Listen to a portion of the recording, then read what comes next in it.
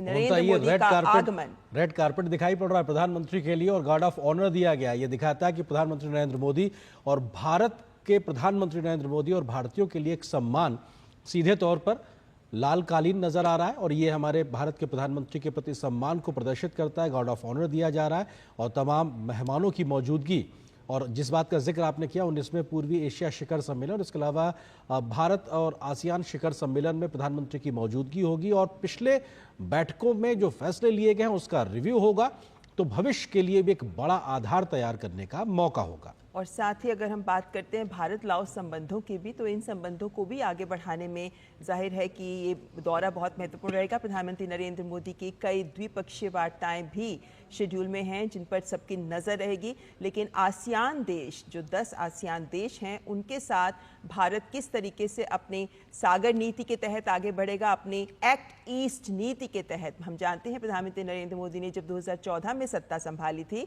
तभी जो look east नीति को एक्ट ईस्ट नीति के तौर पर आगे बढ़ाया, उससे इस नीति को मजबूत जमीन मिली और इसी नीति के अंतर्गत ये जो आसियान के देश हैं, ये तमाम आसियान के 10 देश हमारे लिए बहुत महत्वपूर्ण रखते हैं, खासकर तब जब हम हिंद प्रशांत क्षेत्र को लेकर न केवल भारत बल्कि विश्व के तमाम देश बहुत गंभीरता से इस पूरे क्षेत्र की रणनीतिक उथल पुथल पर भी नजर रखे होते हैं। ऐसे में भारत और आसियान देश मिलकर इस क्षेत्र में शांति, स्थिरता और समृद्धि में कैसे योगदान कर सकते हैं महत्वपूर्ण है, क्योंकि आसियान देश और भारत को अगर हम मिलाकर बात करते हैं तो विश्व की 7% जीडीपी और 26% जनसंख्या है जिसका प्रतिनिधित्व करते नजर आते हैं भारत और आसियान के ये 10 देश। और इसीलिए जब ये एक ताकत, एक स्थिर ताकत बनकर सामने उभरते हैं तो ये विश्व की भी समृद्धि के लिए महत्वपूर्ण है। और भारत इस मंच पर न केवल इस पूरे क्षेत्र की समृद्धि को लेकर अपनी बात रखना चाहेगा बल्कि साथ ही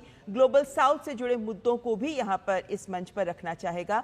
भारत की ओर से पिछले 10 वर्षों में एक्ट ईस्ट नीति के अंतर्गत जो बड़े आयाम हासिल किए गए हैं, जो ठोस आधार तैयार किया गया है, उसी को लेकर एक बार पुनः प्रधानमंत्री नरेंद्र मोदी जब आसियान भारत शिखर सम्मेलन और ईस्ट